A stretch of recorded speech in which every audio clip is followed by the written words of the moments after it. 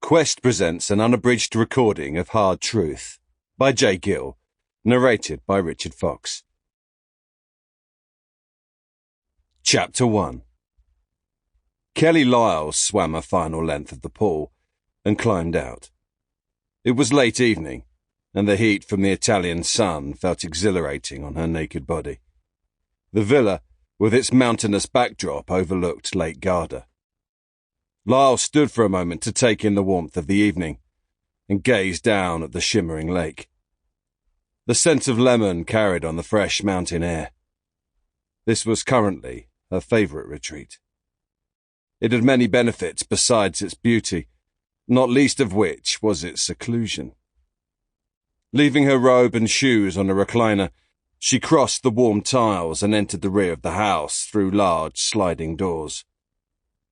She scooped crushed ice into a chilled glass and added gin and tonic. Sipping her drink, she sat for a while watching Carlo as he slept.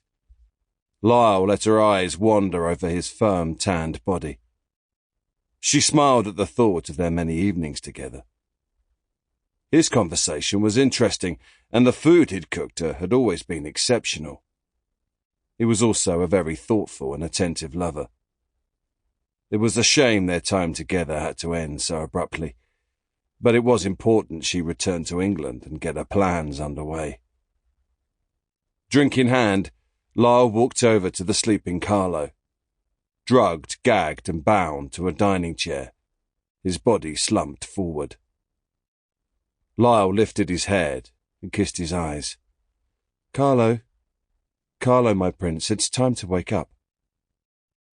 She took some ice from her glass and ran it over his broad, tan shoulders. Sveglia, sorgi e splendi, she said. Wakey, wakey, Carlo. Carlo opened one eye and then the other. There you are, she said. Welcome back to the land of the living. She chuckled at her little joke. Puzzled, he looked around wildly. His foggy mind was trying to figure out what was happening. He tried to move. He tried to speak. He started to rock back and forth, almost toppling over in the process. His eyes widened further, and his face grew fierce with anger. Lyle poured herself another gin and tonic to give Carlo a moment to simmer down and accept his predicament. I am sure you have lots of questions, and I wish I had more time to go into all the details of why this is happening to you. But the truth is, I don't. I have a flight booked to England. Sample complete. Ready to continue?